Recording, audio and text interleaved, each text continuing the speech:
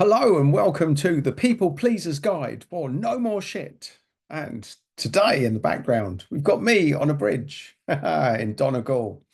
I had a 2 week road trip in Ireland to restore the soul recently. And part of my strategy of feeling better is get out in nature. Now, obviously, Ireland, it wasn't just getting out in nature, it's about balance. It was about meeting friends in the pub as well. So, a balanced life is part of it, but maybe I'm jumping ahead here, folks. So, what I'm going to give you today is a few things that the people pleaser has to wake up to. And based on my experience of dealing with people pleasers at the end of life, so I'm going to give you the benefit of speaking to people pleasers that had lived their whole life and their reflections on it. And I'm also going to give you an exercise to get things rolling. So I'm not just going to be talking today, folks. We're going to actually do a process to start the ball rolling to give you a better life and for taking no more shit. So let's start with that. Let's start with the taking shit, which has probably attracted you to this video because as people pleasers, what we are is very good at doing good for others, for helping others, for mediating, for being the peacemaker, for treading that middle ground, from being the one who always sees the logic, the reason, and gets to the heart of the emotion, and quite often sacrifices your own well-being in order to keep peace. So, what's this like? Each time somebody loses the plot, and you, being the nice person that you are, you keep the peace, you often hold back on giving people a taste of their own medicine. That's the healer's journey, folks. We are transmitters. What we do, what the people pleaser does in their own mind, and I'm speaking as a reformed people pleaser. Let's start with that, folks. I am a reformed people pleaser, which means, what does that actually mean? That means to the right people, to my friends, I am still the same person I always was. I would drop everything. I would help them, my friends. I would walk over hot coals to help the people that are trusted within my network. But as a reformed people pleaser, I now have adept skills at identifying narcissists and putting my own needs at least as high as everyone else's. And that is the goal for the people pleaser, is learning when to say no when it doesn't suit you. No is there's the fast track. There's my secret weapon to you, people pleasers. No. Get this word into your vocabulary, get comfortable using it, and your life transforms. So there you go. There's the quick fix for anyone that doesn't want to listen to any more of the video. Thank you very much for coming on board.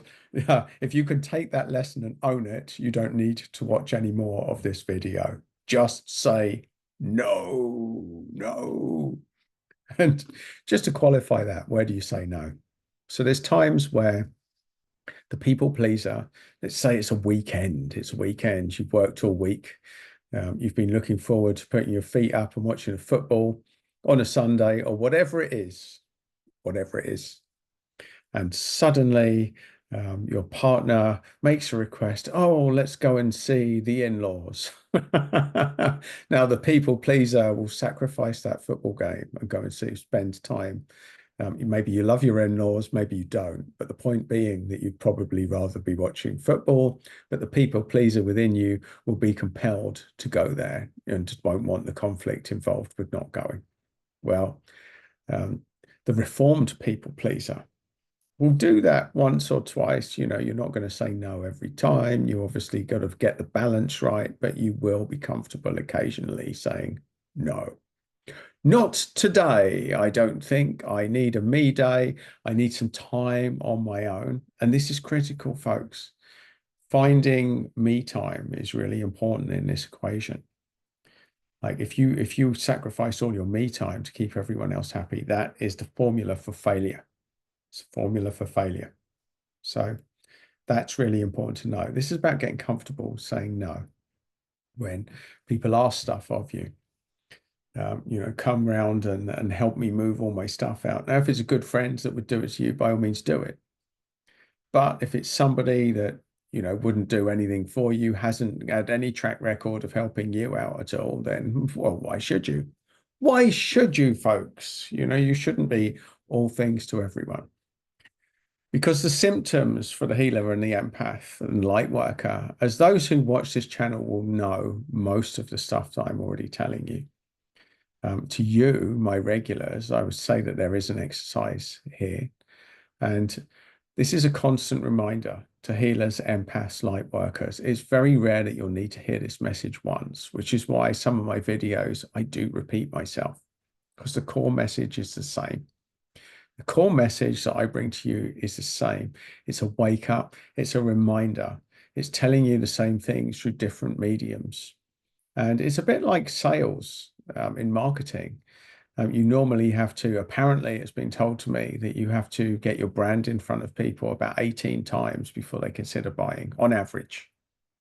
And it's the same with this message. It's probably amplified because it's way more serious than just buying something. Probably have to hear this hundreds of times before you actually do something with it. So this is just one of many. Maybe this is the one that gets you to transform. But if it is, folks, it'll be the result of all the other work that your friends have done, your family have done to wake you up. I'm probably not telling you anything that you haven't heard hundreds of times before. But this is so important. So let's fast forward. Let's fast forward. I used to work with people at the end of their life. And a lot of patients as well, but also my grandmother. My grandmother was 90 when she finally died. And I believe I was the last family member that she saw. And I remember sitting with her at the care home that she was at. And she'd had a heart attack the day that my granddad died. My granddad was 94. And the day that he died, my granny had a heart attack. She went into care and she never got out. She was dead within a few weeks. True story, folks. And this is very common, but that's another video for another day about my experiences of working with people at the end of life. But a big reflection, my granny was the loveliest, loveliest woman. She'd always the one that telling us to go and visit my dear old Aunt Phyllis, who my granddad, it was his sister. He wouldn't have spent any more time with her, but my granny was always the people pleaser. It'd be good for her to see the kids. Let's bring her around. She was always all things to everyone. And at the end of her life, her reflection at 90 years of doing this was to me, and I can tell you pretty much verbatim, I don't know why I bothered trying to keep everyone else happy, because not only were they not happy, that it made me utterly miserable, because everything she did never had any impact. You cannot change someone's happiness status. You cannot make someone happy. You can contribute towards happiness, but you cannot make someone happy. That has to come from inside. So this belief that your actions are going to somehow compromising yourself, making yourself slightly more unhappy as a means to making other people happier, well, just think about that dynamic for a second. Yes, actually think about that. So a lot of the stuff that you probably do is in the misguided belief that you compromising and making yourself slightly unhappier will make someone else happy. Well, think about that. If that person is happy with that dynamic, then they're not your friend and they're not someone worth making happy anyway. You're possibly a narcissist involved here. Your real friends would want you to do what makes you happy. They will respect your personal space. They won't overstretch you. They won't ask unreasonable things of you. A narcissist will. And waking up to this dynamic is really important. It's really important if you are to escape your people-pleasing clutches that compromise you and the symptoms. And my regulars will already know this, so you've heard all this before. But the symptoms of the people pleaser that has been too involved in keeping other people happy ahead of themselves is depression, weight gain is a big one, and the feeling of being stuck or trapped, feeling of not being happy, the feel of the complete opposite of freedom, of being trapped in a cage of your own making. with the misguided belief that that keeps everyone else happy. It doesn't, folks.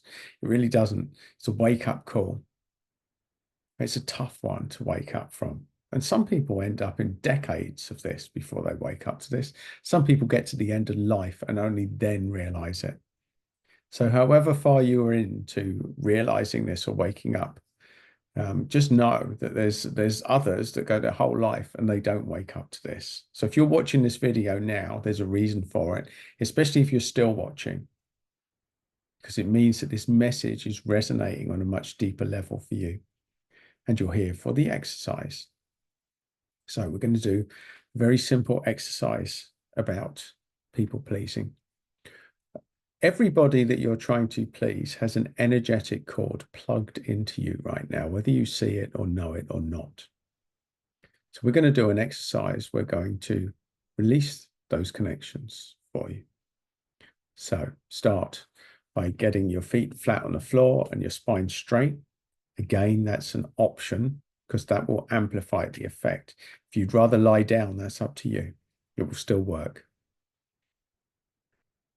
Now you're going to ground yourself. You're going to imagine a ball of light at the center of the earth connecting with the base of your spine. And now you're going to concentrate on deepening your breathing because your breathing controls your mood.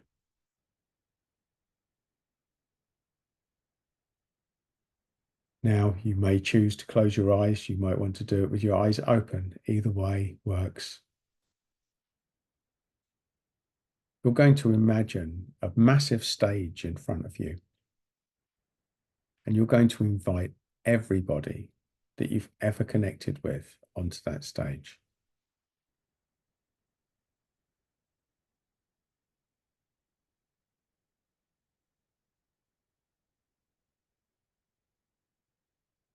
Now making that intention, they're all there. You're now going to thank them all for being a part of your life in whatever capacity that they've been part of your life. And you're going to cut the energetic cord to all of them. You're going to cut every energetic cord. Now, if you're thinking there's people in my life, I don't want to cut the cord, it's okay. We're going to reconnect with them afterwards. But for now, you're going to cut every single cord to everyone on that stage.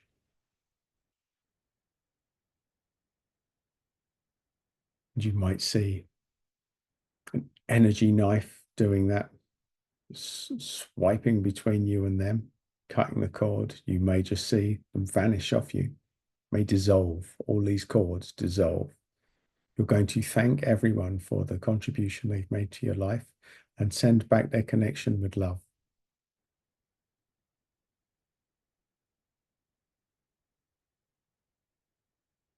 We're now going to intend that all of their energy goes back with them, out of your body, back into theirs.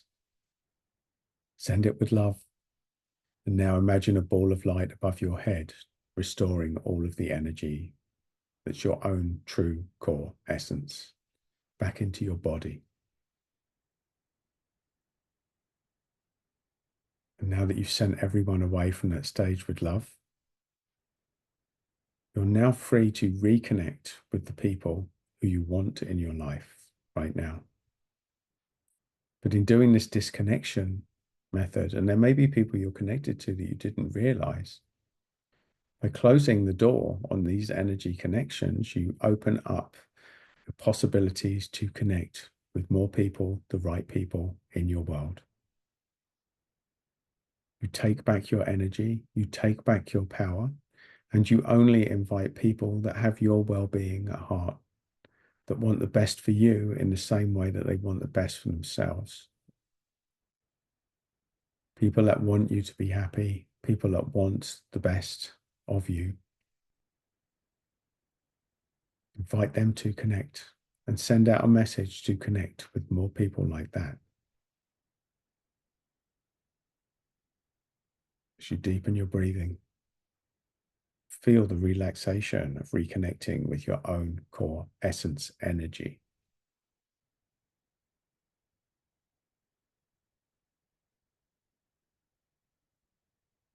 And when you've finished, if your eyes are closed, you can open them back up, then come back here.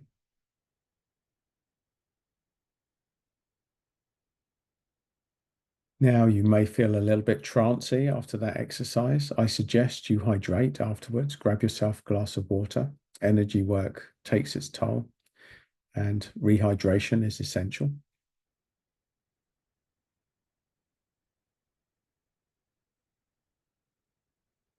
And you now have the tools to reform your people-pleasing ways and empower yourself to be happier and healthier. And in the process, to lose any excess weight, to feel any extra energy that you need to get through your day, and to say goodbye to any relationships in your life that no longer serve you. Now, that may happen instantly. It may take time, folks, but what we're doing here is setting the energy foundations for you to do that. And the more often you do this exercise, the better it will be for you. So there you go, my people-pleasing friends, my fellow empaths. I'm here to offer you this path to empower yourself to feel better and to put your own needs slightly high up on the agenda, which is what it's all about. And that's how you form your people-pleasing ways. So, my friends, if you are already part of the channel, thank you for returning. If you're not, please do subscribe to the channel. You'll get more resources from me along the way to help you on your quest, and like this video. And there's another video for you if you want to continue the journey today. Thank you.